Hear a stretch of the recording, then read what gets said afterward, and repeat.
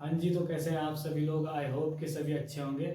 एक बार फिर से स्वागत है आप सभी का मेरे यूट्यूब चैनल में। इस वीडियो में हम डिस्कस करने वाले हैं पैराथायरॉयड ग्लैंड के बारे में। एंडोक्राइन सिस्टम को हम पढ़ रहे हैं। पार्ट फर्स्ट में हमने पढ़ा था एंडोक्राइन सिस्टम क्या होता है, उसका इंट्रोडक्शन, वो कैसे कैसे क्या क्या वो परफॉर्म करता है। ठीक है।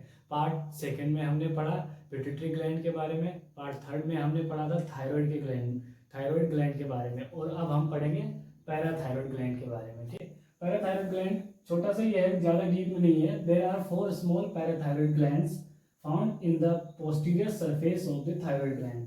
यानी कि पैराथायरॉयड ग्लैंड जो है, हमारे पास 4 पैराथायरॉयड ग्लैंड होते हैं और वो कहाँ पर प्रेजेंट होते हैं? Posterior surface of thyroid gland. यानी कि जहाँ पर थायरॉयड ग्लैंड होता है वही उनकी लोकेशन होगी पोस्टीरियर सरफेस में। ठीक है। देखिए यहाँ पर डायग्राम के थ्रू ये ट्रेकिया है और ये वाला जो हमारा है, ये वाला जो दिखाया गया है, ये हमारा है थायरॉयड ग्लैंड। ये कौन सा ग्लैंड है? Thyroid gland. और ये इसके लोब्स हैं, राइट लोब्स और लेफ्ट लोब्स। तो यानी कि एक लोब्स में जो है 2 पैराथायरॉयड ग्लैंड होते हैं। ये जो ब्लैक ब्लैक करके दिखाए गए हैं, ये कौन से हैं? Parathyroid gland. और थायरॉयड ग्लैंड की लोकेशन कहाँ होती है? हमारी ट्रेकिया, यानी कि जो हमारी नेक होती है, in front of the neck. ठीक है। यानी कि in front of the trachea, जो हमारा ट्रेकिया होता है उसके जस्ट आगे क्या कौन सा ग्लैंड होता है? थायरॉयड। और थायरॉयड के पीछे जो है पोस्टीरियर सरफेस में कौन सा होते हैं? हमारे पैराथायरॉयड ग्लैंड। और ईच लोब्स में कितने होते हैं? 2। टोटल होते हैं हमारे पास 4। और इनमें से अगर वेट की बात करें तो ईच जो पैराथायरॉयड ग्लैंड है उसका वेट लगभग 50 ग्राम का होता है। 50 ग्राम का एक पैराथायरॉयड ग्लैंड होता है। ठीक है। They are surrounded by fine connective tissues. वो किससे सराउंडेड होते हैं? फाइन कनेक्टिव टिश्यू से। अब हम देखते हैं कि फंक्शन जो है पैराथायरॉयड ग्लैंड का वो क्या होता है, यानी कि वो ग्लैंड जो हार्मोन सिक्रीट करता है उसका फंक्शन क्या होता है। मेनली क्या है? Parathyroid gland secrete parathyroid hormone. Simple सी बात है, जो पैराथायरॉयड ग्लैंड है वो क्या सिक्रीट करता है? Parathyroid hormone. याद रखने की जरूरत नहीं है, इजी है। ठीक है। Secretion is regulated by the blood calcium level. यानी कि जब हमारी बॉडी में ब्लड कैल्शियम में ब्लड में जो है कैल्शियम का लेवल कम हो जाता है तो हमारा जो सिक्रीशन है पैराथायरॉयड हार्मोन का वो रेगुलेट होता है, स्टिमुलेट होता है। ठीक है।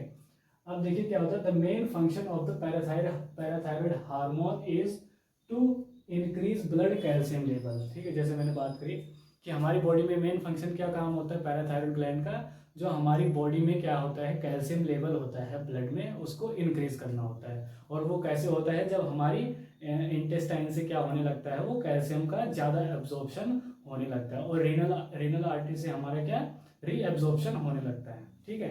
तो ये हो गया हमारा पैराथायरॉयड ग्लैंड के बारे में।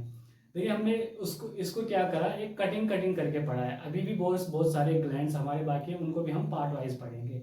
ठीक है। क्या होता है कि जब आप शुरू करते हैं पढ़ना, अगर आपको एक पूरा लंबा पेज दिया जाए तो आप उतना जल्दी नहीं पढ़ पाते उसको। देखते ही सर में दर्द होने लगता है, यार कौन पढ़ रहा है, इतना लंबा चौड़ा, इतनी लंबी यूनिट है।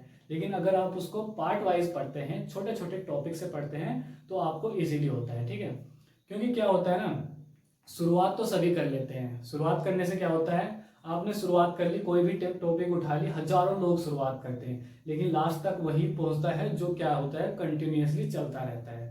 कंटिन्यूअसली आपको भी चलना है। ठीक है। चाहे अगर इसीलिए क्या करना है कि टॉपिक को तोड़ तोड़ के पढ़िए। अगर आप पूरा सा सोचेंगे नहीं यार आज तो मैं पूरी यूनिट खत्म करके रहूंगा, तो वो कभी भी नहीं होगा। क्योंकि शुरुआत करनी है लेकिन हमें लास्ट तक भी पहुंचना है।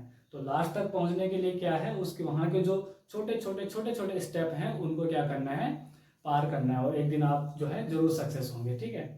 और रही बात बीच बीच में मोटिवेशन की, कि मोटिवेशन नहीं मिलता है सर, मोटिवेशन पढ़ाई में मन नहीं लगता है, ये नहीं होता है, वो नहीं होता है। तो देखिए ऐसा कुछ नहीं है।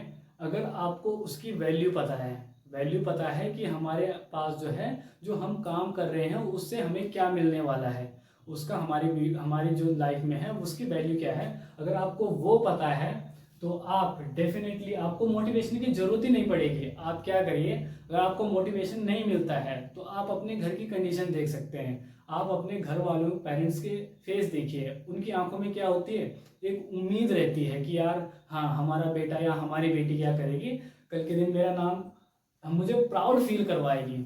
ठीक है। तो उनका, अगर आपको उनका फेस याद आता है तो आपको मोटिवेशन की जरूरत ही नहीं पड़ेगी कहीं से भी, क्योंकि जो रियल मोटिवेशन होता है वो हमारे अंदर से आता है। बाहर वाला मोटिवेशन सिर्फ 2 मिनट 3 मिनट के लिए रहता है कि पढ़ाई करो, ये करो, वो करो, ऐसा कुछ नहीं होता है। जो रियल मोटिवेशन है वो आपके अंदर से आना चाहिए, और जिस दिन आपके अंदर से मोटिवेशन आ गया उस दिन आप सक्सेस की पहली सीढ़ी चढ़ेंगे। और डेफिनेटली अगर आप पहली सीढ़ी चढ़ेंगे तो आप लास्ट सीढ़ी भी चढ़ेंगे, और एक दिन आप सफलता को अचीव कर लेंगे। ठीक है, तो ज़्यादा लंबी बात ना करते सीधे वीडियो को ख़त्म करते हैं। नेक्स्ट वीडियो में हम डिस्कस करेंगे नेक्स्ट ग्लैंड के बारे में।